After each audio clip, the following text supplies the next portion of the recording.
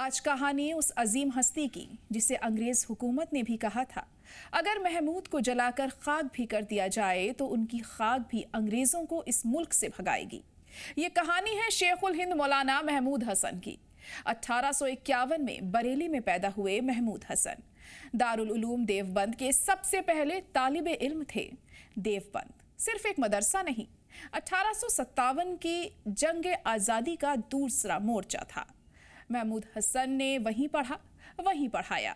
1874 में उस्ताद बने, 1890 में सदर मुदर्रिस और शेखुल हदीस। 40 साल तक तालीम दी, 860 आलिम बनाए, जिनमें हुसैन अहमद मदनी, उबैदुल्ला सिंधी, अनवर शाह कश्मीरी जैसे नाम शामिल हैं। तनख्वाह 75 रुपए मिलती थी, 50 घर ले जाते थे, बाकी मदरसे को दे देते थे। लेकिन उनका असल मकसद था मुल्क को गुलामी की जंजीर से आज़ाद कराना। 1905 से मौलाना ने खुलकर सियासी मैदान में कदम रखा। उन्होंने देखा कि अंग्रेजों ने फूट डालो और राज करो को हथियार बना लिया है, तो उन्होंने इसका तोड़ निकाला, हिंदू मुस्लिम इत्तेहाद। इसी के लिए 1878 में समरतुत तरबियत नाम से एक खुफिया तंजीम बनाई, जिसे 1909 में जमीयतुल अंसार के नाम से दोबारा जिंदा किया गया। मकसद एक ही था, नौजवानों को वक्त आने पर जिहाद आज़ादी के लिए तैयार करना।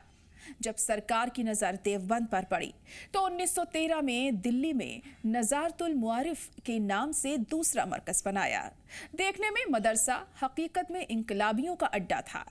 इसी दौरान उन्होंने अपने भरोसेमंद साथी मौलाना उबैदुल्ला सिंधी को काबुल भेजा। मौलाना मंसूर अंसारी को सरहदी इलाके यगिस्तान भेजा गया। वहां जुनूद रब्बानिया यानी अल्लाह की फौज तैयार हो रही थी।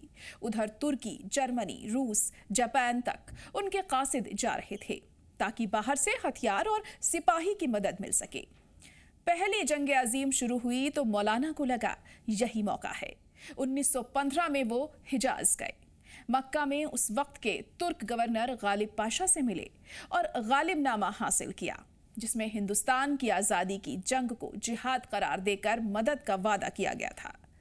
काबुल में जो हुकूमत जला वतन बनी, राजा महेंद्र प्रताप राष्ट्रपति, मौलाना बरकतुल्ला वजीर आज़म और मौलाना सिंधी वजीर दाखिला, वो इसी प्लान का हिस्सा थी। इस पूरी तहरीक का नक्शा रेशम के रुमालों पर लिखकर काबुल से मक्का भेजा जा रहा था।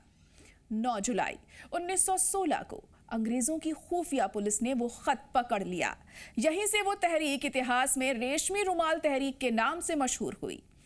नतीजा ये निकला कि हिंदुस्तान में 222 बड़े उलेमा और सियासी रहनुमा को गिरफ्तार किया गया।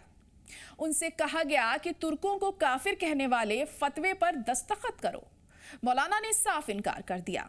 पहले काहिरा, फिर 15 फरवरी 1917 को माल्टा की जेल। 3.5 साल तक सख्त कैद। अंग्रेजों की रॉलेट कमेटी ने खुद उन्हें जंगी कैदी लिखा। जंग खत्म होने के बाद 8 जून 1920 को जब वो बंबई के समंदर किनारे उतरे तो गांधी जी, मौलाना अब्दुल बारी, शौकत अली ने उनका इस्तकबाल किया। अंग्रेजों ने एक मौलवी के जरिए पैगाम भेजा, सीधे देवबंद चले जाइए, सियासत से दूर रहिए। मौलाना ने जवाब दिया, मैं सियासत से दूर नहीं रह सकता। आते ही उन्होंने 2 बड़े काम किए।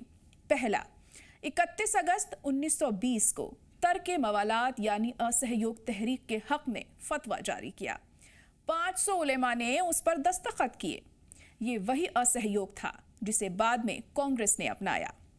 दूसरा, अलीगढ़ के तलबा जब सरकारी मदद लेने वाले कॉलेज को छोड़कर निकले तो 29 अक्टूबर 1920 को मौलाना बीमार, कमजोर जिस्म, चारपाई पर लेटे हुए अलीगढ़ पहुंचे और जामिया मिलिया इस्लामिया की बुनियाद रखी। उन्होंने कहा, अगर इससे अंग्रेजों को तकलीफ होती है तो मैं ये जरूर करूंगा। उसी खुतबे में उन्होंने कहा, दुश्मन की दी हुई तालीम से गुलाम पैदा होते हैं, आजाद कौम नहीं।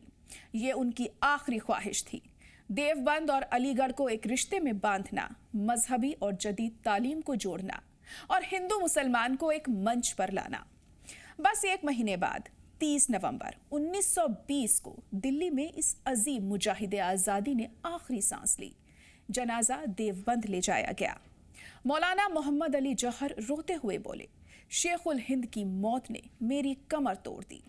आज जब हम आज़ादी की बात करते हैं तो शेखुल हिंद का नाम उस फहरिस्त में सबसे ऊपर होना चाहिए जिन्होंने उस दौर में मुकम्मल आज़ादी की बात की जब बड़े बड़े लीडर सिर्फ डोमिनियन स्टेटस मांग रहे थे। उनकी जिंदगी हमें 3 सबक देती है। मुल्क के लिए मिलकर लड़ो, तालीम को गुलामी से आज़ाद करो और अपनी लड़ाई खुद लड़ो। किसी बाहर वाले का इंतजार मत करो।